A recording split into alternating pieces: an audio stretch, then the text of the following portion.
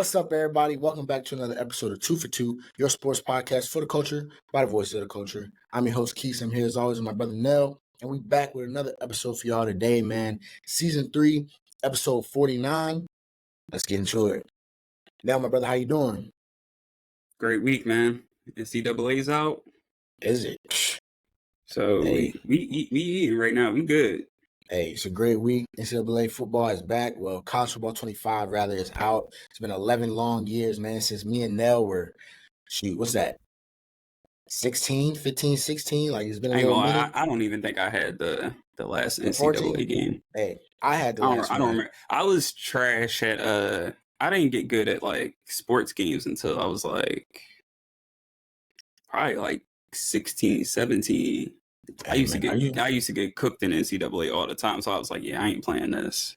Hey, well, Friday, once you load up, man, you can get cooked again. Yeah, I'll be doing the cooking this time. Right, we'll see. I don't believe it.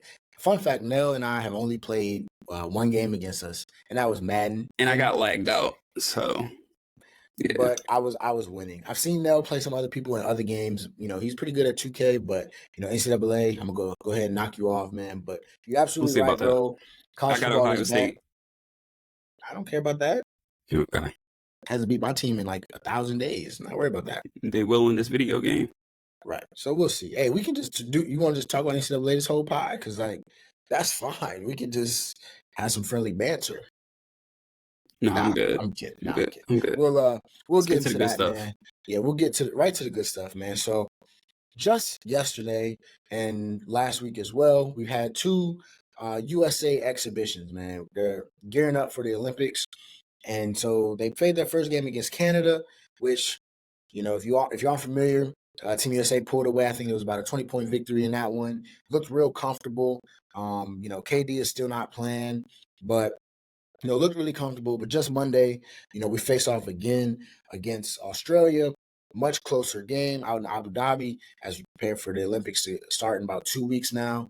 We had some changes since we last talked. Last week we gave y'all our starting fives. That was before the games began. That was before we've seen the team twice. That was also before the news that Kawhi Leonard would no longer be a part of the team and Derek White will be joining in his place. So now with that, man, after what you've seen with the last 2 games, mind you, Kevin Durant has not played yet as he's been nursing the calf. They're trying to take it easy on him. From the 2 games you've seen now, how we feeling, man? Would you change your starting fives? I went with LeBron, Steph. I said Jason Tatum. I said Kevin Durant. And I said Anthony Davis. You went Bron, Steph, Kawhi, who's now gone, Kevin Durant, and Embiid. So you got to make a change one way or another. But off of what you've seen, how would you change your starting five? Who do you think now, after 2 games, 2 exhibitions to get us ready, who do you think Steve Kerr is going to put out there as their starting five in game 1 against Serbia?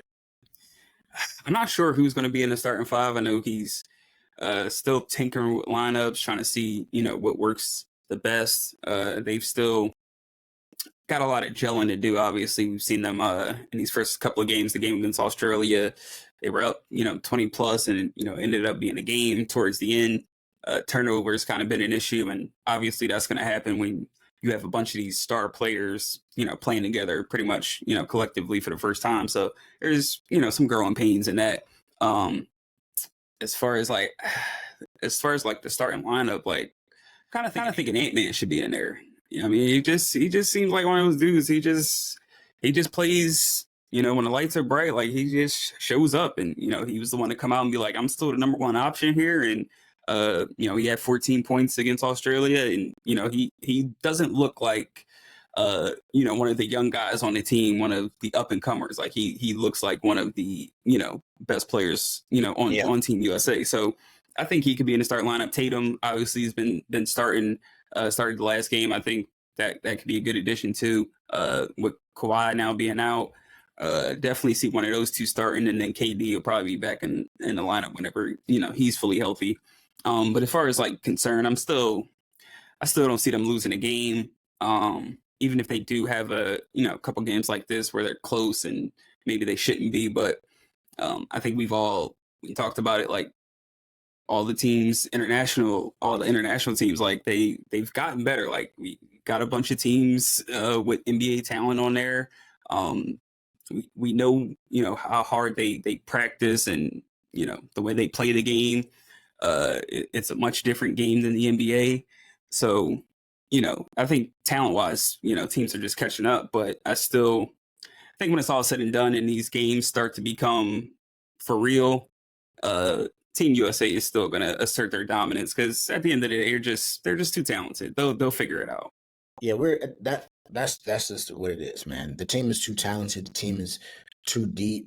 I mean, most teams on the Olympic level, like you think about, Serbia, you think about Greece, you think about, those smaller scale teams. Like, you got Giannis, you have Jokic, but outside of that, what do you really have that can really go up against the entire roster that Team USA is able to put out there, right? Even looking at Canada, they have guys that are in the NBA, but most of these guys outside of Shea, outside of, Jamal Murray, Lou Dort, those guys are starters and they start in the NBA. Shea Alexander is a superstar. Jamal Murray is on the cusp of maybe super, like depending on kind of how he plays. He's a Nah, don't star, do you know what that. I'm saying? Don't do that. Right. But that's my point. Man's never made an all-star team. Let's not Okay, that's jump to fair. superstar. Playoff Jamal Murray is a little different. Yeah. Well, not this year, but that's besides the point. So basically, what I'm saying is, Team USA, they're just too deep. Also, we're just more athletic, right? You look at LeBron, you look at put out Kevin Durant, you put out Jason Tatum, you put out Anthony Edwards, right? Like these are guys that you look at other teams, they're just not going to be able to match that athleticism. They're not going to be able to match that talent level across the board, and therefore, it's hard to really worry about Team USA in that regard. Even in the game, against Australia, like you said, like we got bailed out by Tyrese Halliburton. He's not one of our top five I knew I had players. to make you upset. It did, but Jalen Brunson is on the team. We wouldn't have needed to get bailed out. It just would have been a 20-point victory. But that's neither here nor there. As far as the starting lineups, man, I like my lineup. Bron, Steph, KD when he gets there. Tatum and AD. I think that's pretty good. Joel Embiid, he's finding his footing. I do think his best use will be off of the bench, just because of that scoring that he brings. And I think when you think about, like you said, with Ant, right? Ant could be starting into that lineup, and I could see, you using Joel Embiid as that, go-to scorer off the bench. Just let him play with Halliburton and these other guys, and let them play off of him. Or like I said, you can use what Ant has, that instant offense, that number one option off the bench. First game against Canada, he came in and just got to it, right? Like instant off that D Wade kind of role, like Steve Kerr was trying to push him to. But I could see him starting. But I think at the end of the day, Bron, Steph, Tatum, AD, and Kevin Durant. I think that's gonna be probably your starting five, at least for a little bit. Maybe Ant over Tatum, like. Either way, but I think what's going to come down to truly is kind of just how we match up. That's the good thing about our roster being as deep as it is. Like I said last week, we go play France. You can put Anthony Davis and Bam out there together like we've seen. You can put Anthony Davis and Joel Embiid out there like we've seen. You can go where you put like just Steph, right? And you go Bron, Tatum, Kevin Durant, and then just another big. You can just have big wings and one small guard. So all in all, this just makes me more confident, right? Like it doesn't really seem like, anybody can really stop us. I mean, we knew that, but the good thing is in our exhibition, we played probably the two best teams that we're going to play, like Australia and Canada. We talked about it. Those are probably our biggest contenders, maybe outside of France, depending on how they come out. But, at the end of the day, you just want to win, so I'm not mad at it. I think the A team is here. There's no reason to get nervous. Like, with the FIBA games last year, we good. Like we're we good, we got Bron, we got Steph. Like we good. yeah. And no worries. To that point, and even in that Australia game, you could see. I don't think LeBron played like the last 4 or 5 minutes of the game. Him or Steph. You gotta believe in a game that counts, that those guys are gonna be in there. We got D-Book out there trying to figure his way out. Halliburton in there, guys that you want him to get in. Like you said, now to start gelling, get that mesh going, so that we can be ready for whatever lineups we put out there. Coming at the end of July. So Team USA is fine, everybody. We can just take a chill pill and just enjoy it. But also in the basketball scene, now something that we gotta talk about, man. My Knicks controlling The headlines. Jalen Brunson is prepared to have a statue built for him in New York, man. He took basically Statue with no ring, nice. Okay, would be similar to those Philadelphia statues out there. But never mind. I didn't mean to do that. I didn't mean to do that. You got it.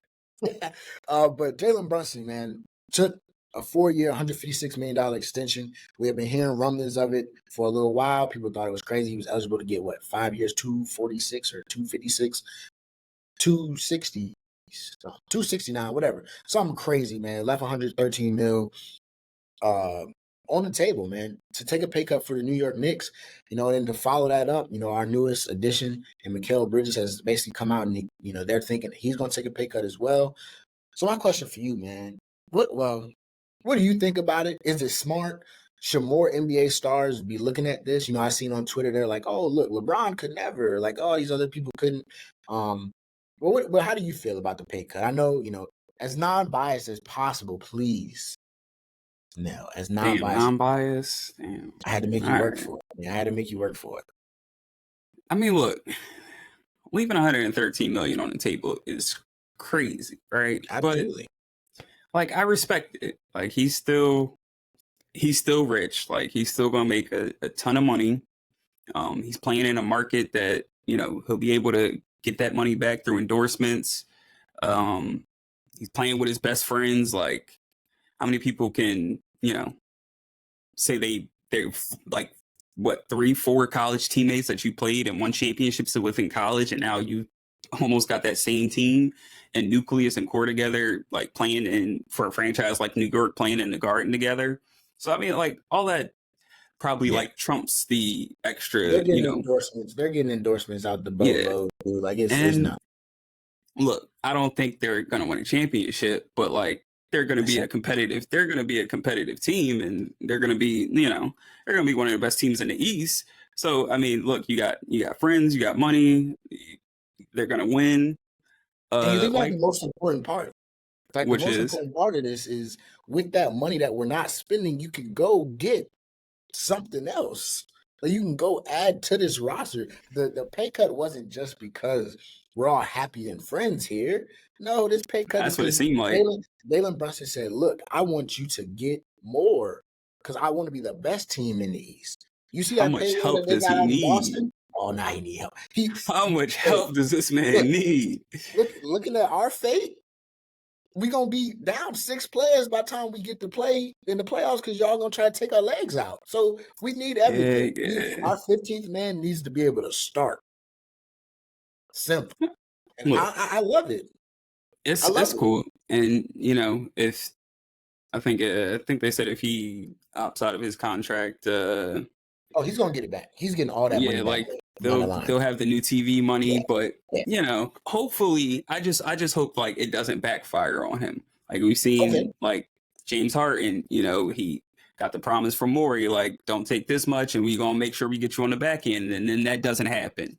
Or God forbid he has like a bad injury in so Isaiah Thomas situation happens where it looked like he was Celtics were going to back up the bricks for him, and he gets hurt, then he gets traded, and he's just never the same player again. Doesn't even command that kind of money. So I mean, I think as long as he's healthy and he continues to play that he's played the last 2 years, there's no reason he won't get that max contract. I think they said his next max will be like that'll be his 10th year. He can get like 400 million or something like that. So I mean, look, as long as he stays healthy, he'll be fine. It's just leaving that much money on the table, and with this much uncertainty and this NBA especially, it can be tough. But like, I respect it. Like, it doesn't surprise me that more players don't do this often because, like I said, it's a business. Like, people will trade you in a heartbeat. Like, get your money, do what you can do. Like, nothing's guaranteed. Like, injuries can always happen. Anything can happen that can leave you out the league. So, get your money when you can. But, I think Brunson's, he's made a good amount of money. He set himself up nice. The team looks great. So, I mean, look, and it's a great move for the Knicks. Like, if they stay under that second apron, like you said, and they can add some more guys, like, look, I mean, if you're a Knicks fan and, you work in that organization in the front office, you're loving it. Hey, Leon Rose. He don't even talk to the media. The guy just does what he does. He just cooks, man. I'm impressed. It's one of those things, man, where just like to be a fan of the Knicks, it's like, wow, this is great. Like this guy really cares. Like, he wants us to win, so he's doing it. But I like what you said, man. If it backfires, I remember a time Knicks was offering like max contracts and people still turned them down. Now people taking pay cuts to go to New York. We was out here giving Joakim Noah fat deals, man. We were down bad, Good and times. that's why for me as a Knicks fan, this is great to see, man. It's like the fruits of our labor. We were so bad for so long that God blessed us with Jalen Brunson, and I hope he can bring us a championship. And so that's my question. That's the next question to this, man. Like we said, they'll be able to do something. They'll be able to make some moves with this extra money down the line for years to come. But can Jalen Brunson? Well, I think so. Do you? I think so. But do you think? Let me reframe.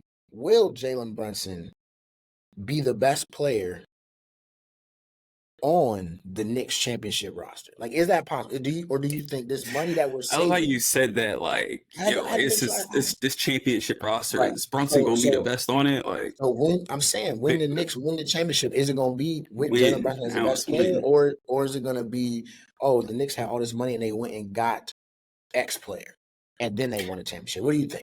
All right, so like here, first of all, I don't think that's gonna happen. I just don't. You're supposed to say that.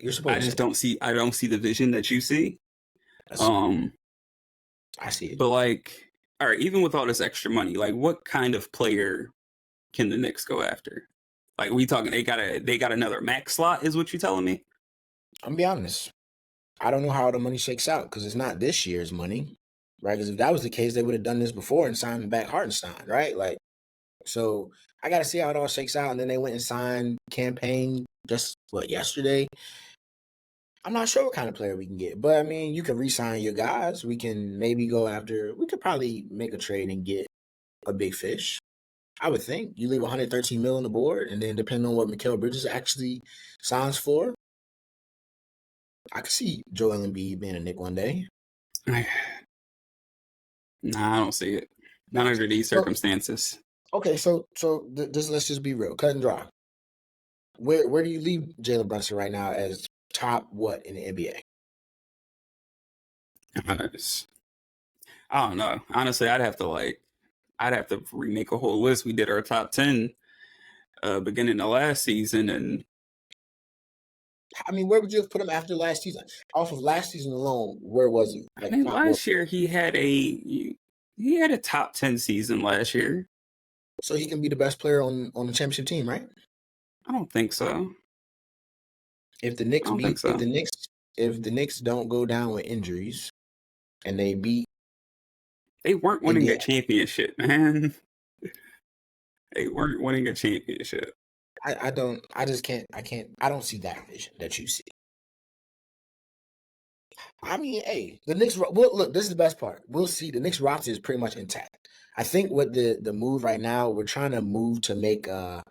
What I read was they want a high salary center who's in the trade market that can be the backup center, but also start about 30, 35 games because Mitchell Robinson's gonna miss some. So that's like the Brick Lopez type of contracts, right? Those types of guys maybe you can get now that you moved it. And I mean, in today's NBA, man, like let's be real now. Like these teams ain't that great, Like you can right now, it's not like it's like the Celtics are like head and shoulders better than every other team in the league right now. So it's like don't act like we can't act like the Knicks or even your Sixers are like super duper far behind. I mean, shoot. I mean, no, we're not far behind, but like I said, I see how I try to I throw you a bone. I feel you, but all right, we've been through this plenty of times. There's only 2 small guards that have been the best player on their championship team. And you can roll your eyes at it all you want, but that's just the history we're talking about. History is just that, man. You rewrite it. I don't think Jalen is going to rewrite this one. I'm sorry. I don't know if he got the pen for it. The good thing is once we see how much money we really have at the end of these 2 pay cuts that we about to have, because a lot of teams don't do that. Like you said, these players gonna go get their money regardless. I mean, talking about Boston and their payroll, I mean, the starting five is making almost $1 billion, like amongst that five. Like, meanwhile, the Knicks have uh bottom half of the league paid player by like salary and percentage at every starting position on their team. Like, that's crazy. And they still a top 2 team in the East. Top what? 2. We Is were the it like number 2. a? Were we not the number 2 seed? That would make us the number 2 team in the East, thus meaning that we would belong. I usually think like the team, like whatever the conference finals matchup is, I would No, that's usually not how like that say works. those are like the top 2 teams because Like your boy those are like JJ. the last 2 teams standing in the East. What did JJ Redick say? Sometimes you need luck to win a championship. That doesn't make you the like things happen. Or are the Pacers a top 3 team in the East?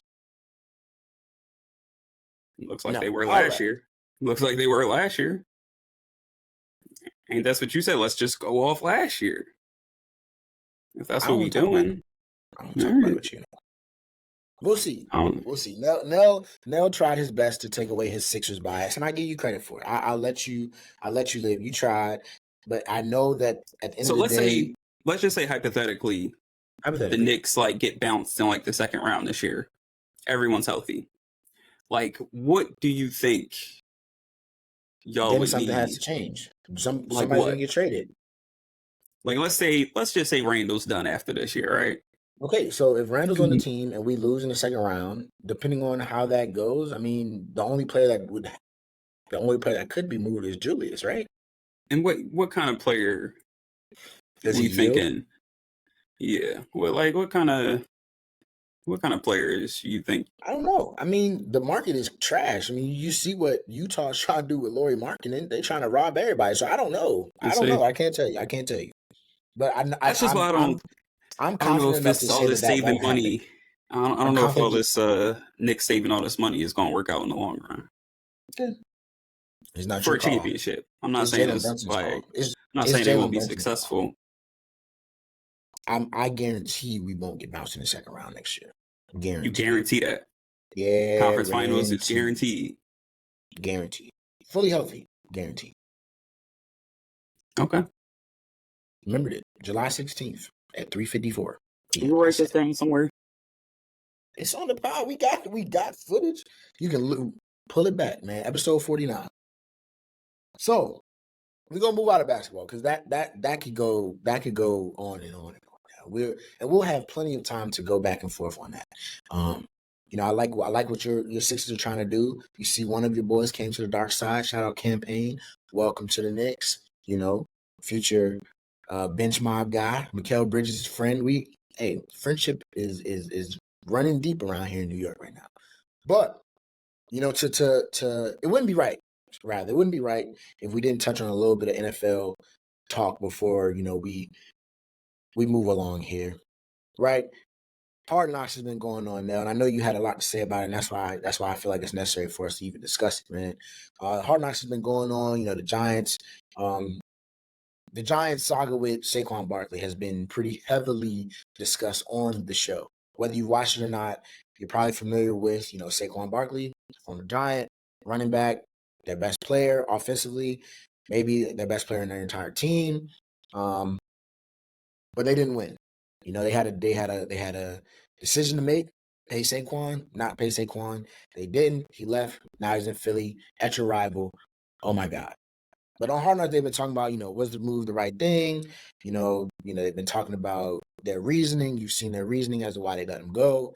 And now I just have to ask you, man, like, how do you feel about it? Like, what do you think about, they said they need to address the offensive line. They got Daniel Jones. They need to decide if he's the guy.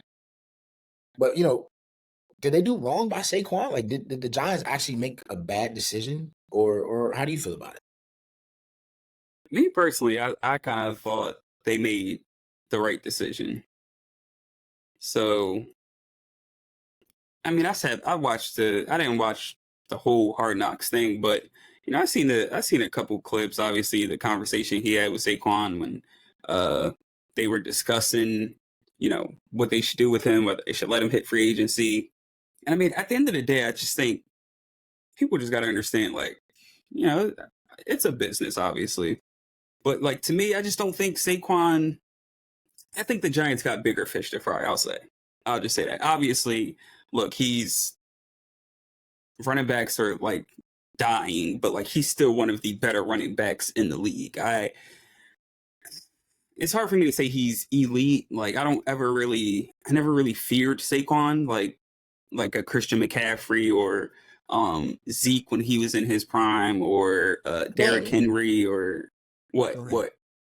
I get it in terms of like overall like productivity and production. It's like I understand the injuries. Right. Like I understand where he played. Talent for talent. Yes, he's got it. But I get what you're saying. That's all. I get what you're saying. Go ahead. But like, we're how many years into his career? Like, we just gotta just go off what I've seen on the field and his production. And obviously, like, when you hit a certain age at running back, like, most of the time there's no going up. You only go down.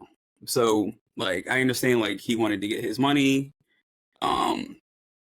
Obviously, he's probably been the best player on the Giants in the last however long he's been there. But they only got a 25-48 record with him. They're only 9-8 when he runs for 100 yards.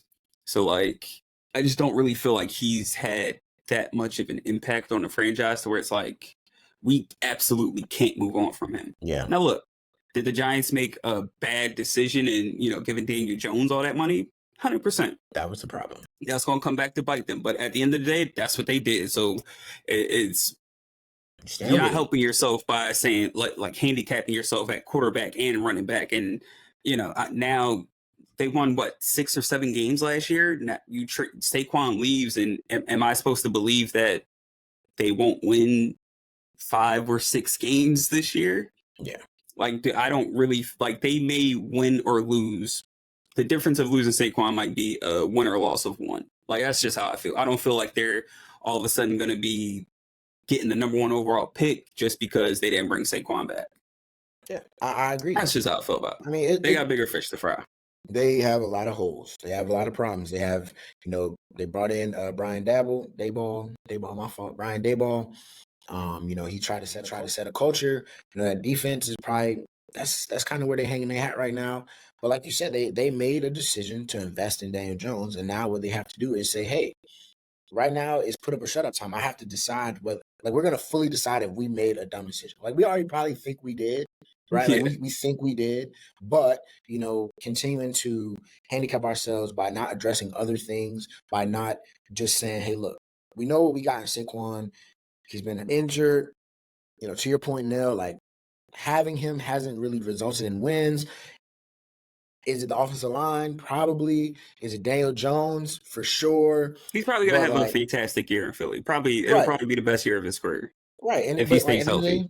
At the end of the day, sometimes, like, that's just how business goes, right? You make a decision that's not always necessarily, like, what you want to do, but sometimes you just have to do it. And I think that's kind of what the case was here, because otherwise the Giants were just going nowhere fast and pretty much doing the same thing every single year, which is, we know, is the definition of insanity, right? Like, you keep drafting deep threat, but we got a bell cow that we got to get a ball to, that we got to throw the ball to, that we got to do this with, that we got to do that with. Like, then we got to pay him, like, it's just a lot, and then to continue to, like, not address the offensive line, not address, they, like I said, their need at receiver, which they address with Malik Neighbors and all now, but it just gets tough. And so I'm not mad at him for it. I agree with you. I think he's going to have a hell of a year. I think we're going to all hate the Giants, right? We're going to hate the Giants because he's going to have such a great year, but business is business. Like, I don't think the Giants think they're going to win a Super Bowl next year anyway. They're like, hey, look, we need to decide, like, are we going to just accept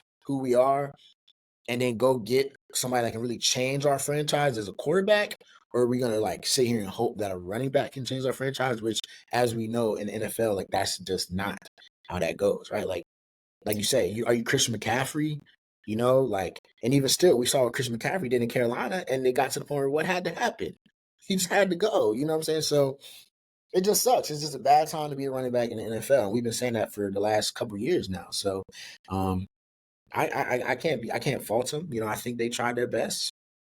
even that the one clip where he had the conversation with Saquon and he was asking him like, go see what your value is and then come back to us and we'll see if we can match that. Like I don't think that was a bad idea. Like, look, I can Yeah. understand from Saquon's point of view being like, yo, I put my blood, sweat, and tears into, this franchise. I've, fought through injuries and, the least you could do is, come to me with an offer that shows me that you value me. I totally understand that. But then like, from the front office side, I can understand being like, look, we gave a lot of money to quarterback. Don't really have a lot of money for you, but like if you go out and the best deal that you can get is something that we can match, like I would Hey, like to do that. I don't think there was a he problem with that. is no Jalen Brunson. How about that? Yeah, but like I said, Saquon is, he has every right to feel the way that he felt and felt that the best decision for him was to move on. And Yeah. honestly, he went to a team that fit him much better. And I'm sure he's not complaining. So, Yeah, it is what it is. But on the flip side of that, man, we got another guy that's kind of dealing with the same thing, different position. Brandon Ayuk out in San Francisco. He's been talking all summer. It's really been since the end, kind of what last season, really, like right talking after about the his Super Bowl. value. Yeah, like he's like, hey, I'm trying to get paid. Y'all don't want to pay me. Like I want to leave. Oh, maybe I'll show up if y'all pay me. Oh, my boy got drafted. I'm gonna go hang out with him. I want to go play with him. You know what I'm saying? Now, boom, just today comes out he's asking out again. But then the 49ers are still saying, no, we want you here.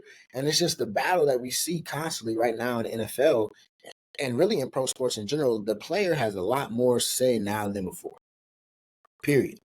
But that's where this issue comes. Now the front offices, those ownership groups, general managers, all those guys out there, they get paid a lot of money as well. They're trying to flex their guns too. Like, hey man, just because you want to leave, don't mean we gotta make you leave. Don't mean we gotta let you leave, rather. And just because you want to leave, don't mean we gotta send you where you want to go. But the San Francisco 49ers are kind of in a tough spot, and I'm just wondering now, like, do you think like for Brandon Ayuk, is he worth the trouble? Like, should the 49ers just say, hey, look, forget it, bro, just go ahead, like, just go where you want to go. You want to go to the Commanders with your boy? Have them call us. Like, what do you think? Do you think Ayuk is tripping? Do you think do you think Ayuk will be on a Niner this year? And overall, For like, sure. how you feel about this whole thing? I don't think Ayuk really has much leverage in the situation. What camp starts in a week or two, like when people got to start reporting to camp. So I think if he had done this maybe before the draft, I think it maybe you could have got some stuff done, but um it's at the point where if he doesn't show up, I think he starts to get fined. So you miss out on money there by not showing up.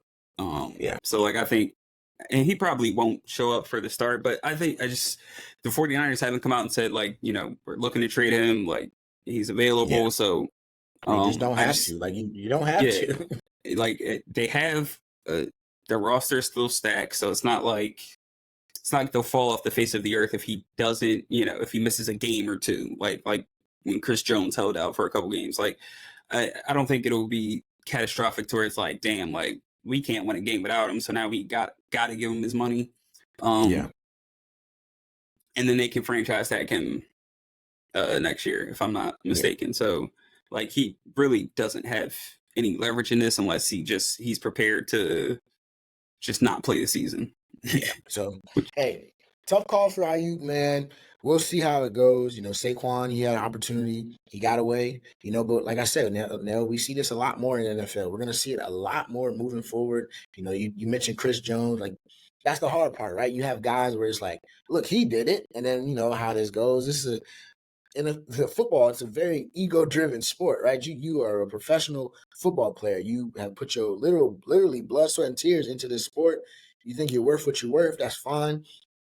The reality is, it's a business. That's what a lot of people forget about professional sports in general. It's multi-billion-dollar corporations right here. Like, so, the players. I love that the players are starting, try to take back control. Advocate for themselves. Get their money, but it's still a business. It's going to be hard for them to do. Ayuk, I think he'll be a Niner as well. I think at the end of the day, I mean, he might get paid. I think, after all, he might end up getting paid. But, It's a that's like we said, possibility. the flip side of the investment, right? Where you talked about with Jalen Brunson taking a pay cut. What if he gets hurt? Now he lost out on money. Boom. What if we sit here and we put up with this, the issues all summer, Brandon Ayuk, you know what I'm saying? Then we give you what you want, and then say you get hurt, or say you don't produce, or say something happens with our quarterback position, and now we're looking like the Giants, and we're like, hey, maybe this was a bad investment. So you got to look at it from all angles and sides, man. It's tough. It's a tough business. That's what makes it fun. That's why those guys get paid a lot of money in front offices and agencies and all those types of things to get these guys deals, to get contracts worked out, negotiated. So we'll see. The best part of it all is, like you said, man, camp is on the horizon. So it's almost football time again around here, so that's that's the best part, man. That's the best part. But that's gonna do it for us today. Now we touched on a lot of different things. A lot of different sporting events coming up. Like we said, the Olympics starting the end of July. I think we played July 26th, 29th, something like that. I think it's the 26th maybe. First game against Serbia. Um, you know, NBA Summer League still going on now. Have you watched anymore? Your boy Jam McCain had a rough game the other night. I think it was And 4 for ain't nobody. 17. I'm Nah, sorry. Summer League. Get your y'all shots should know. up. Nell don't care for Summer League. Nell don't care for preseason. None of that really matters. We've seen guys. I need Yeah, real yeah. competitive sports. Like So anybody that puts a whole lot of stock into those types of things, it's like, I've never heard when do you? anyone be like, "Hey, but remember what he did in Summer League." Like everybody Hey, some forgets of Summer those, League yeah. the 2 days after it ends. Summer League is Jalen, just there did you to see the Jalen Brown video? about Bronny. Yeah, he was talking about Yeah, Bronny not being a pro, and then he gonna he try to backtrack. I'm like, man, we it's saw like you yeah, say it. Like, what are you we see the like? video right here.